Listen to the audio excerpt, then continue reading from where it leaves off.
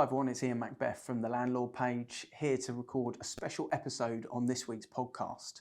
Got some interesting stuff that I wanted to go through with everyone, but first of all, I just wanted to say thanks for all our listeners, all the landlords, property investors, and anyone that's just generally interested in the podcast.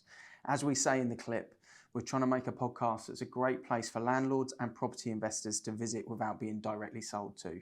So on this week's episode, we thought as it's come to the end of the year, it'd be a great opportunity to talk about what happens next year, maybe a little summary on what's happened this year, but really get stuck into what people are likely to see with their equity growth, price values, and what might happen in the rental market as well in the early part of the year.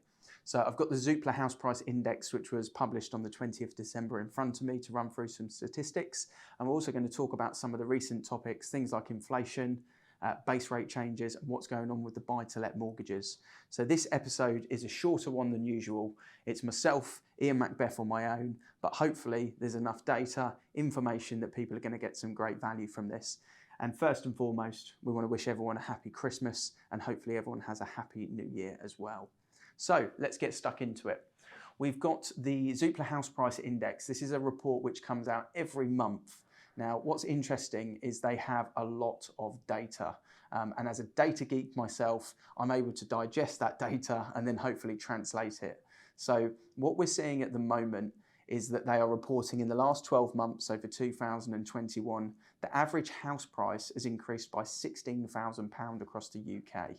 We're actually seeing over 15.7 million homes rising in excess of £15,000 in 2021, showing that property is still one of the best places to build equity, to build value, and to obviously invest your money. Now, there are huge levels of demand, and that has been really the case for the last 18 months, pretty much since the Housing Minister opened up the first lockdown back in 2020. We probably think that this is down to an increase of money coming into the economy with the likes of furlough, and also with people not having the ability to actually spend money at the moment too. However, lifestyles have changed, and because lifestyles have changed over the last 18 months, and especially this year, people working from home and not needing to be in certain locations, people needing playrooms, people wanting gardens, needing home offices, sometimes needing 2 home offices in properties. This has really seen a lot of traction with the housing market. One thing that I forecast personally when stamp duty was coming to an end, actually back in October 2020 when we didn't realise it was going to be extended, is that we would see a shortage of properties hitting the market. A lot of doom and gloom reports did say across the media and other industry experts as well that there'd be a very good chance that the market would fall off a cliff after the stamp duty holiday tax had come to an end. However, in reflection, I felt that this was probably going to be very, very different to that. And if we recap to why, we had interest rates dropping significantly with mortgage lenders. We had people needing to move home for a variety of different reasons. We had money in the economy without being able to spend it. But most significantly, we had high loan to values that we hadn't experienced in the early part of the year.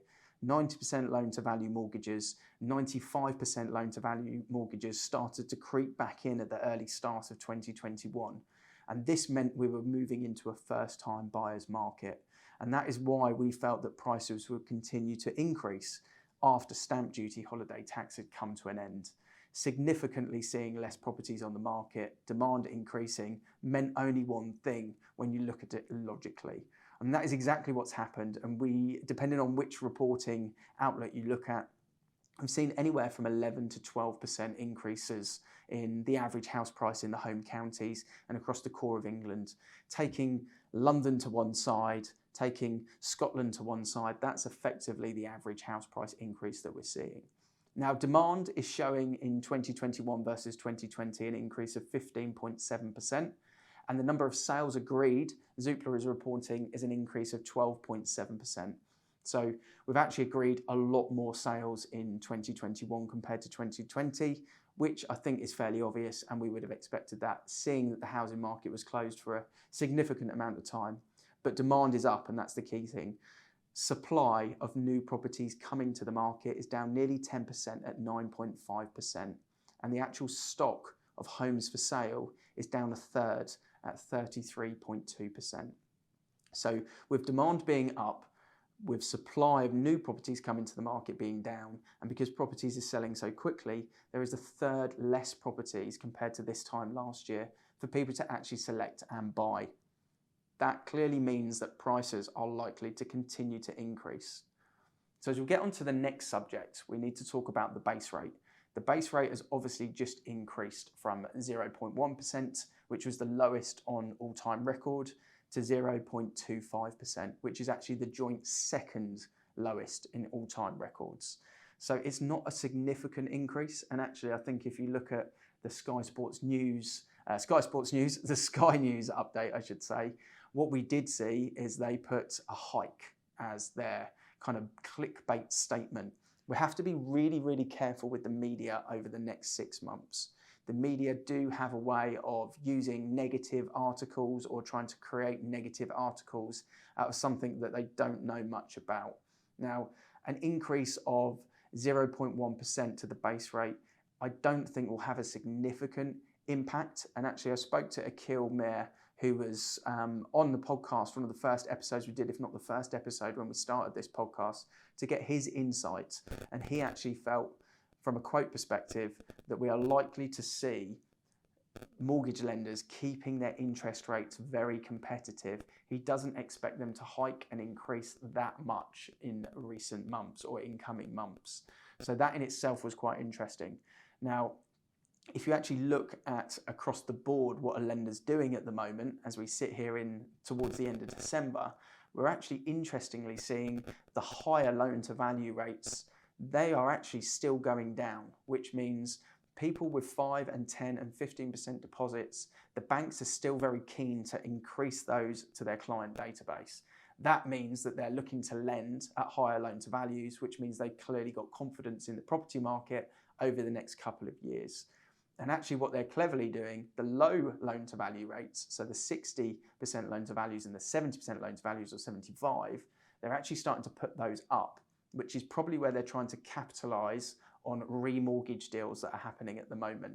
So if you are thinking of remortgaging your portfolio, what I would say at the moment is do it quickly, because it might be the cheapest time you've got to remortgage your portfolio as they start to put those high loan to values, low loan to values up slightly to capitalize on those remortgages. But clearly the banks are still feeling very confident in the market, which is a good sign. Base rate has obviously gone up. Inflation is reported at 5.1% at the moment as well.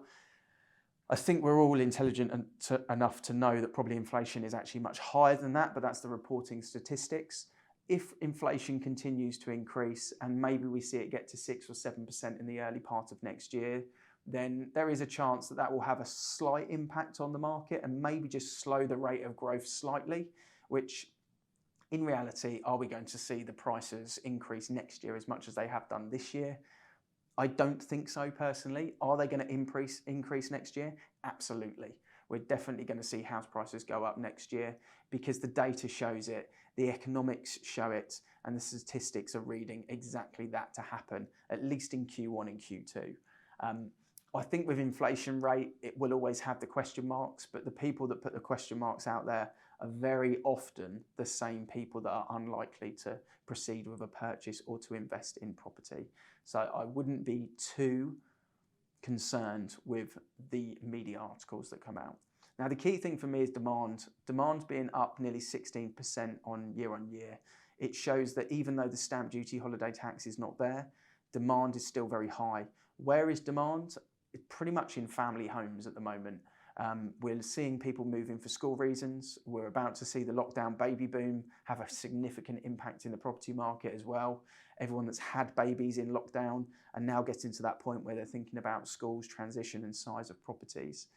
We've got the managing director of the DPS on our next podcast episode. I think it's going to be our next episode. We're just waiting for sign off on the final recording.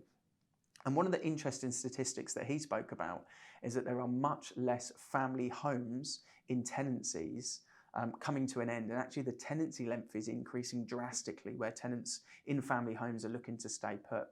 We speak about family homes a lot on the podcast as a great place to invest. And clearly they are the properties that have increased most in value from a sales market. they're also the properties that are keeping their tenants for much longer as well.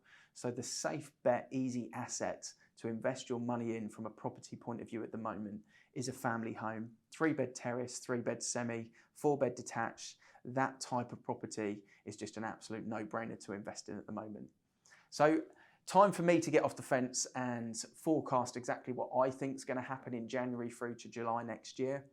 My feelings based on what I'm looking at here from a data perspective is we'll probably see a 3.5 to 4% increase across those 6 months. And I also think we'll see a minimum of a 5% increase in rent prices, especially in those family home. That middle market is what the sales market would call the middle market. And from a rental perspective, they're slightly higher than average rental properties. I think they will be the best places to invest your money. So if you've got the deposit to do it, spend that little bit extra money, and I would imagine you'll see a much better return on investment on the family homes. So hopefully you've enjoyed that episode. It just gives a real good insight into the data read at the moment, what might happen in the first 6 months of next year. What we're asking, myself, Mike and Tristan, is if there's anyone looking to invest in property out there at the moment or looking to change their portfolio, mix up the assets they've got within it, looking to sell or re-let their portfolio, or potentially looking to move from solo management as an individual private landlord to potentially putting their portfolio with an agent, then we would love to have that conversation with you, to lend some of our advice, to have some of those questions answered. And if you've just got anything that you want to know about the property market, then our hand is up to say, reach out anytime and we would love to help. As always, please make sure you like our platform, like our podcast, subscribe so that you can get alerts on the next episode that comes through. And if you are enjoying so far what we've done with this podcast, we would love to hear a review from you as well. Feedback is absolutely what makes us smile when we see those reviews come in. So thanks again for listening. Thanks again for watching. And until the next time, I'm Ian Macbeth from the Landlord Podcast. I hope to see you soon. I'm flicking through YouTube and through Spotify. I don't think there's a podcast or a video channel on YouTube that landlords can land on where they're not being sold something. I mean, it'd be the first time any estate agents ever asked that question, but why not ask that question to a wider audience? Estate agents have the knowledge there, but they don't seem to share it. You can do different episodes based around someone that wants an exit plan or someone that's just starting their portfolio. The rules change every year, Yeah. but why not just open the floor out and just say, well, is property even the best investment out there? And tax advice is a big thing, especially with everything that's changed, capital gains tax, and obviously your stamp duty costs that you need to pay and whatnot. People don't realise what they need to prepare for. We build a podcast and we build a YouTube channel, somewhere that landlords can go and they feel they're not being sold to, but they're just getting quality advice.